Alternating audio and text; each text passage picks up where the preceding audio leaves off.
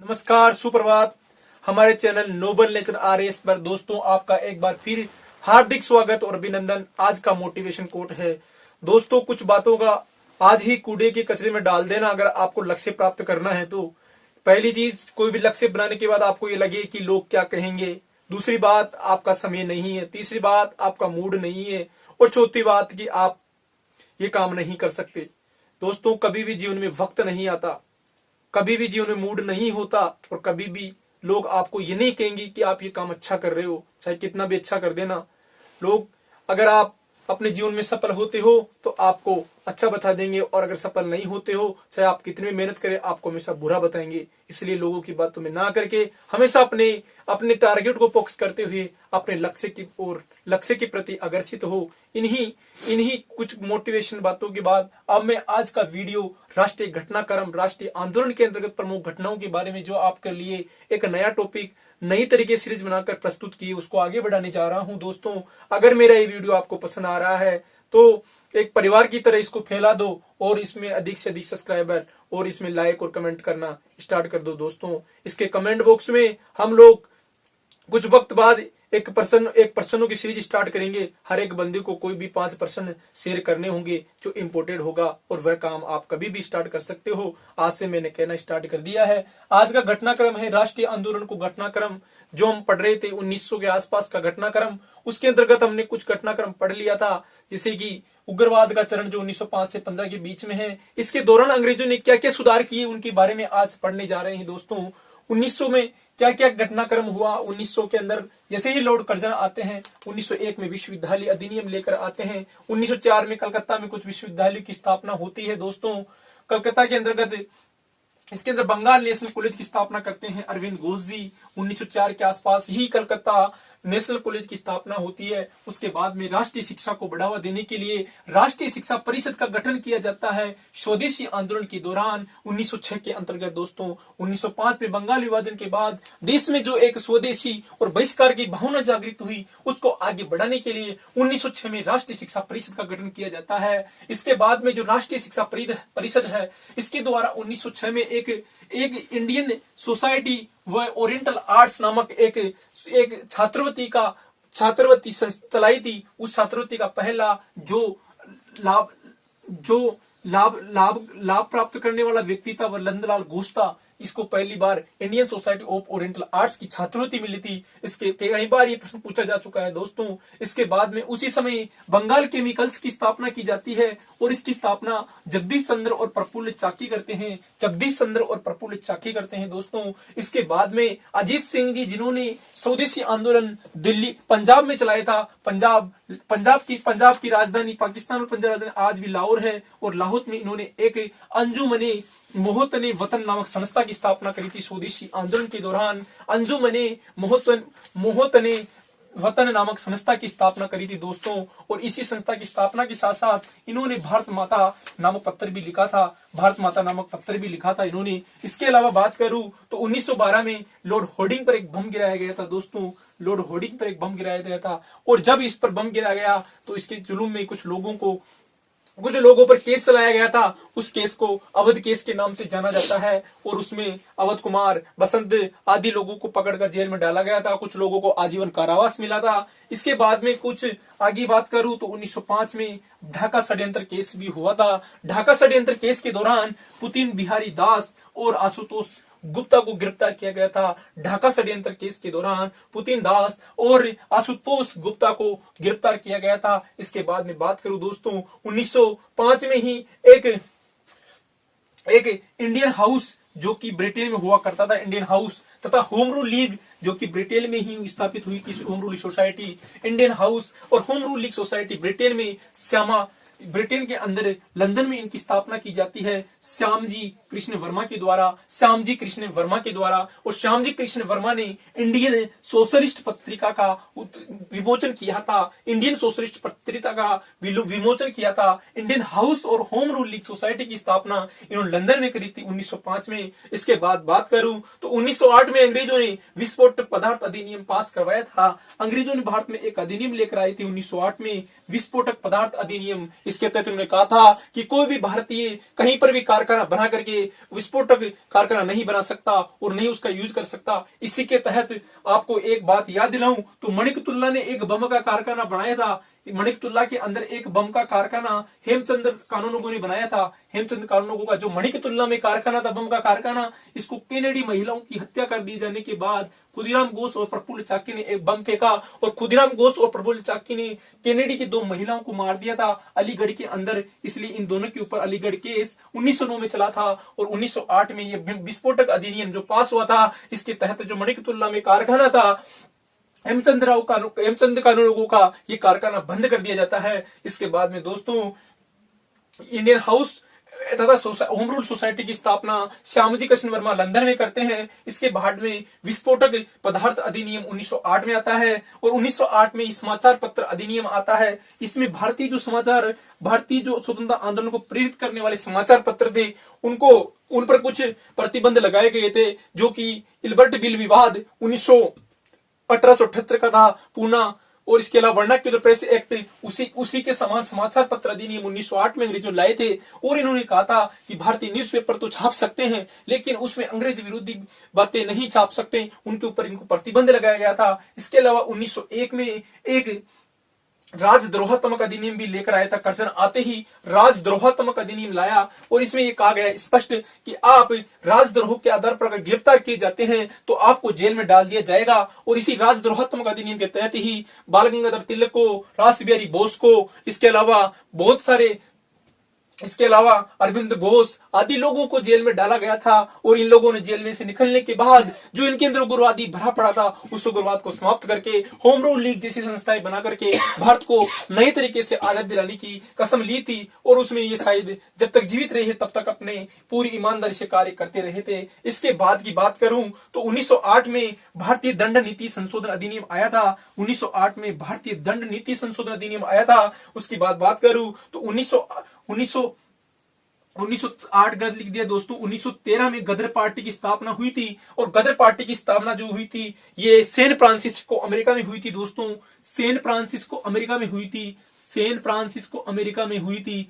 गदर party की स्थापना सोहन सिंह भाकना और लाला हरदयाल ने की थी। सैन फ्रांसिस्को अमेरिका में लाला हरदयाल और सोहन सिंह भाकना ने की थी। इसके प्रथम अधिवेशन में सोहन सिंह भाकना को अध्यक्ष बनाया गया था और लाला हरदयाल को कोषाध्यक्ष बनाया था। इसमें रामचंद्र और इसके अलावा बहुत सारे अन्य लोग भी शामिल थे, लेकिन ये दोनों इंपॉर्टेंट लोग हैं जिनको हमें याद रखना जरूरी है। इन्होंने एक गदर नामक पत्रिका भी निकाली थी। गदर पार्टी के द्वारा यहाँ गदर नामक पत्रिका भी निकाली गई थी दोस्तों। गदर नामक पत्रिका भी निकालती थी गदर पार्टी सैन फ्रांसिस्को अमेरिका में। यहाँ पर इस पार्टी का कार्य था कि भारतीयों के साथ जो शोषण किया जा रहा है, अंग्रेजों के द्वारा भारत पर जो अत्याचार किए जा रहे हैं, उनसे विश्व के बड़े विकसित देशों को अवगत कराया जाए।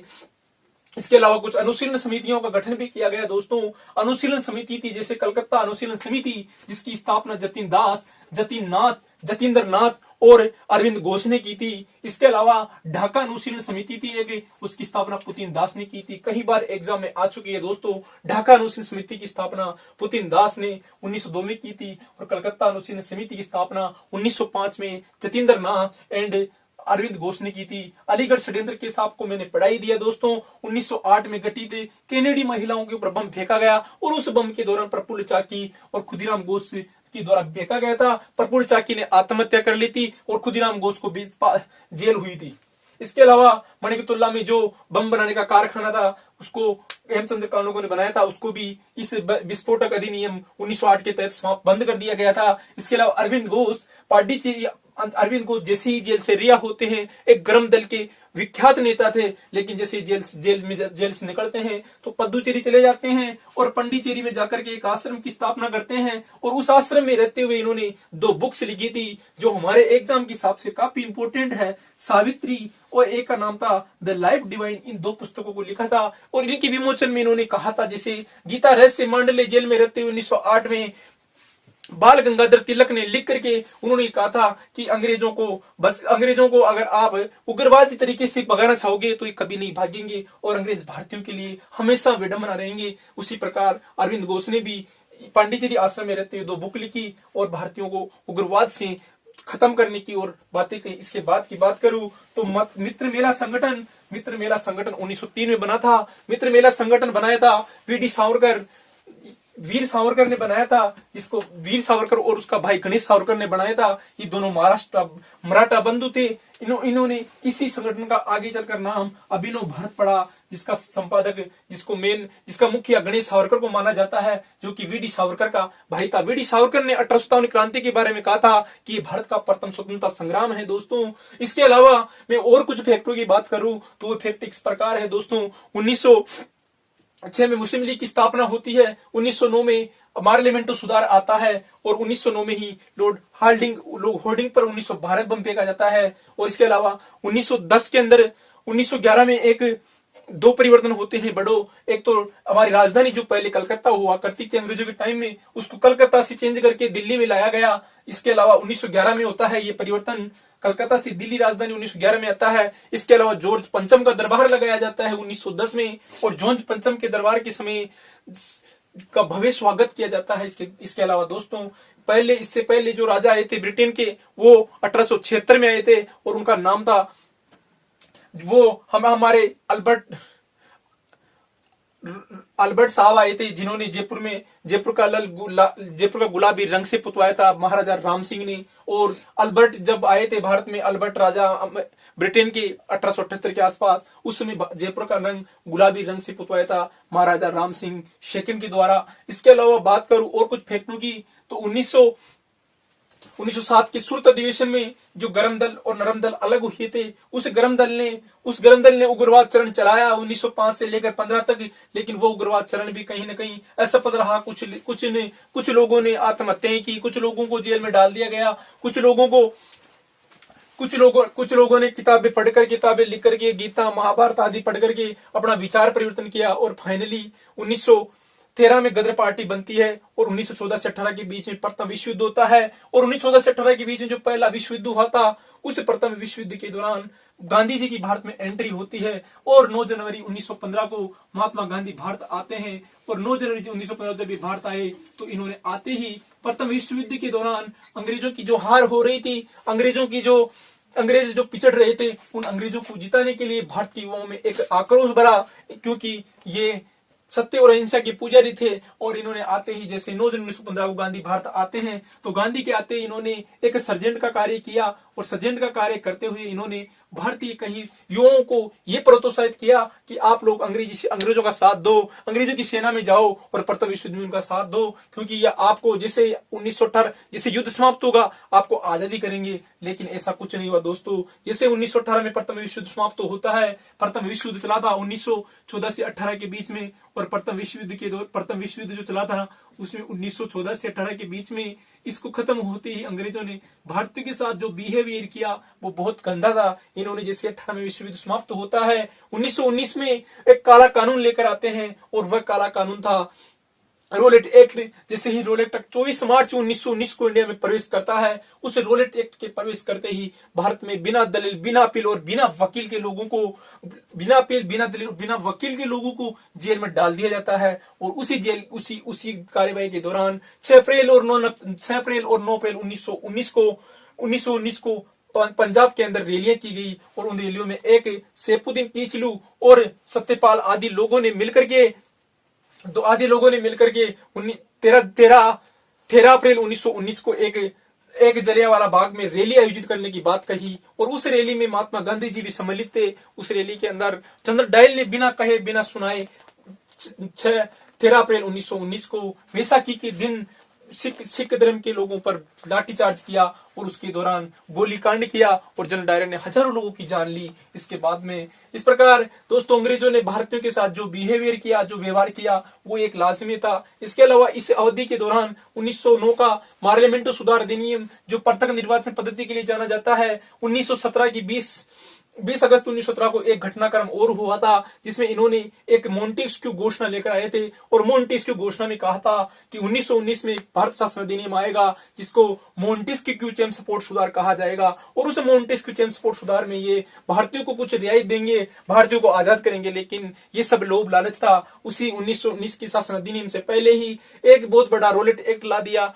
और उस रोलेट एक्ट में कहा गया कि हिंदू और मुस्लिम अलग अलग है। दोस्तों इसी अवधि के दौरान 1916 में एक लखनऊ अधिवेशन अधिवेशन होता है और लखनऊ अधिवेशन की अध्यक्षता रास बिहारी बोस करते हैं। और उस लखनऊ अधिवेशन, कांग्रेस के लखनऊ अधिवेशन में मुस्लिम लीग और जो कांग्रेस थी वो एक होती है। रास बिहारी घोष, अंबिका चंद्र मजूमदार उसके अध्यक्ष थे। अंबिका चरण मजूमदार 1916 के लखनऊ अधिवेशन के अध्यक्ष थे और उनके अध्यक्षता में दो बड़ी राहत की बात होती है, कांग्रेस और मुस्लिम लीग एक हो जाती है। इसके अलावा गरम दल और जो नरम दल अलग हुए थे वो एक हो जाते हैं। और अप्रैल 1916 और सितंबर 1916 में क्रमशः एनी बिसेंट और बाल गंगाधर तिलक ने मिलकर के होम रूल लीग आंदोलन शुरू किया। और होम रूल लीग आंदोलन का सीधा सा अर्थ ये था कि हमें डोमिनियन स्टेट दो और हम डोमिनियन स्टेट अधिराज्य दो और हम अंग्रेजों के अधीन रहते हुए हमारा खुद का स्वतंत्र राज्य, स्वयं की राजनीतिक और न्यायिक शक्तियां लेना चाहते हैं। लेकिन उसमें भी ये असफल रहे और 1919 का मॉन्टेस्क्यू स्पोर्ट सुधार आया, जो कि हमारे इतिहास में एक बहुत बड़ा विडंबना की बात है। इसके अलावा जो आगे का घटनाक्रम है वो दोस्तों कल पढ़ेंगे हम उसी को, जो आज तक पढ़ा इसको आप एक बार रिवीजन करना। इसका अगर इससे पहले 2 वीडियो जो अपलोड किए नहीं देखा तो उनको देखना, आपको बहुत मजा आएगा। इनसे बाहर आपकी जो घटनाक्रम में जो क्वेश्चन आते हैं प्रत्येक एग्जाम में, उस एग्जाम में इससे बाहर कुछ नहीं जाने वाला। और दोस्तों अंत में मैं यही कहना चाहूंगा, जिस प्रकृति ने या जिस पर्यावरण ने हमें जन्म दिया है, जिसमें हम रह रहे हैं, उसका संरक्षण करना हमारा परम दायित्व है पढ़ाई के साथ साथ। और अंत में ये कहना चाहूंगा दोस्तों, अगर मेरा वीडियो अच्छा लगे तो इसको एक फैमिली को बढ़ा करके आप कितना भी बड़ा कर सकते हो। जय हिंद, जय भारत।